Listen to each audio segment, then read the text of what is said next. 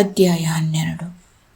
ಓಶೋರವರ ನೀರ ಮೇಲಿನ ಗುಳ್ಳೆ ಪುಸ್ತಕದ ಸಾರಾಂಶ. ಯಾರಿಗೆ ಅಗತ್ಯಗಳಿರುವುದಿಲ್ಲವೋ ಅವರೇ ನಿಜವಾದ ಶ್ರೀಮಂತರು. ಆತ್ಮೀಯ ಗೆಳೆಯರೇ, ಆಲೋಚನೆಯಿಂದ ಬೆಳಕು. ಇಲ್ಲಿ ನಾವು ಜೀವನದ ಸತ್ಯಗಳನ್ನು, ಜಾಗೃತಿಯ ವಿಚಾರಗಳನ್ನು ಒಟ್ಟಿಗೆ ಅರಿಯೋಣ. ಆಲೋಚನೆಯಿಂದ ಬೆಳಕಿನ ಕಡೆಗೆ ನಮ್ಮ ಪ್ರಯಾಣ ಆರಂಭಿಸೋಣ.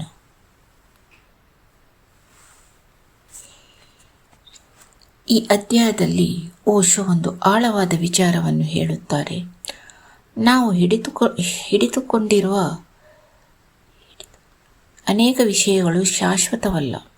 ಜೀವನದ ಸ್ವಭಾವವನ್ನು ಅರ್ಥ ಮಾಡಿಕೊಂಡಾಗ ಮನಸ್ಸಿಗೆ ಒಂದು ಹೊಸ ಸ್ವಾತಂತ್ರ್ಯವಿರುತ್ತದೆ. ನಾನು ಎನ್ನುವ ಆಲೋಚನೆಗಿಂತ ದೊಡ್ಡ ತಪ್ಪು ಇನ್ನಾವುದೂ ಇಲ್ಲ. ಅದು ಸತ್ಯದ ಹಾದಿಯಲ್ಲಿ ಅತ್ಯಂತ ದೊಡ್ಡ ಅಡಚಣೆ. ಈ ಅಡಚಣೆಯನ್ನು ಯಾರು ನಿವಾರಿಸಿಕೊಳ್ಳುವುದಿಲ್ಲವೋ ಅವರು ಸತ್ಯದ ಹಾದಿಯಲ್ಲಿ ಮುನ್ನಡೆ ಸಾಧಿಸಲು ಸಾಧ್ಯವಾಗುವುದೇ ಇಲ್ಲ. ಒಬ್ಬ ಸನ್ಯಾಸಿ ಒಂದು ಹಳ್ಳಿಯನ್ನು ಹಾದು ಹೋಗುತ್ತಿದ್ದ. ಆ ಸನ್ಯಾಸಿಯ ಗೆಳೆಯನೊಬ್ಬ ಅದೇ ಹಳ್ಳಿಯಲ್ಲಿದ್ದ. ಮುಂದೆ ಹೋಗುವ ಮುನ್ನ ಗೆಳೆಯನನ್ನು ನೋಡಿ ಹೋದರಾಯಿತೆಂದು ಆ ಸನ್ಯಾಸಿ ಯೋಚಿಸಿದ.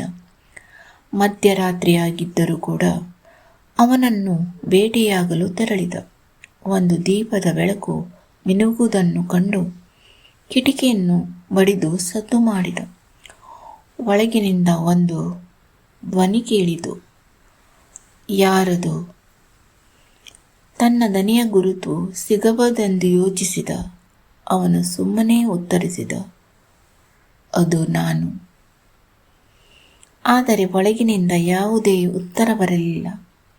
ಅವನು ಕಿಟಿಕಿಯನ್ನು ಮತ್ತೆ ಮತ್ತೆ ಬಡಿದ. ಆದರೂ ಯಾವುದೇ ಉತ್ತರವಿಲ್ಲ. ಅವನಿಗೆ ಮನೆಯಲ್ಲಿ ಯಾರು ಇಲ್ಲವೇನೋ ಅನಿಸಿತು. ಅವನು ಜೋರಾಗಿ ಹೇಳಿದ, ಗೆಳೆಯ, ನೀನು ನನಗೆ ಏಕೆ ಬಾಗಿಲು ತೆರೆಯುತ್ತಿಲ್ಲ? ಏಕೆ ಉತ್ತರಿಸುತ್ತಿಲ್ಲ?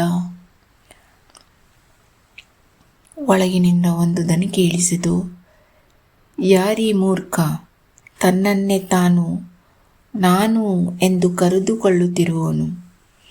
ದೇವರ ಹೊರತಾಗಿ ಬೇರಾರಿಗೂ ನಾನು ಎಂದು ಹೇಳುವ ಹಕ್ಕು ಇರುವುದಿಲ್ಲ. ನಾನು ಸತ್ಯದ ಬಾಗಿಲಿನ ಬೀಗವಾಗಿದೆ. ಒಂದು ವೇಳೆ ನೀನು ಆ ಬೀಗವನ್ನು ಮುರಿದು ಹಾಕಿದರೆ ಆ ಗಳಿಗೆಯಲ್ಲೇ ನಿನಗೆ ಗೊತ್ತಾಗುತ್ತದೆ ಬಾಗಿಲು ಯಾವಾಗಲೂ ತೆರೆದೇ ಇತ್ತೆಂದು. ಜೀವನ ಕೂಡ ನೀರಿನ ಮೇಲಿನ ಗುಳ್ಳೆಯಂತೆ ಅದು ಎಷ್ಟು ಹೊತ್ತು ಇರುತ್ತದೆ ಎನ್ನುವುದು ನಮ್ಮ ಕೈಯಲ್ಲಿಲ್ಲ.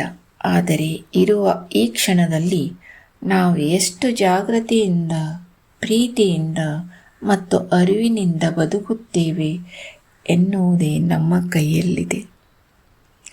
ಸ್ನೇಹಿತರೆ, ಈ ವಿಚಾರ ನಮ್ಮ ಜೀವನಕ್ಕೆ ಉಪಯೋಗವಾಗಿದ್ದರೆ ಸಬ್ಸ್ಕ್ರೈಬ್ ಮಾಡಿ.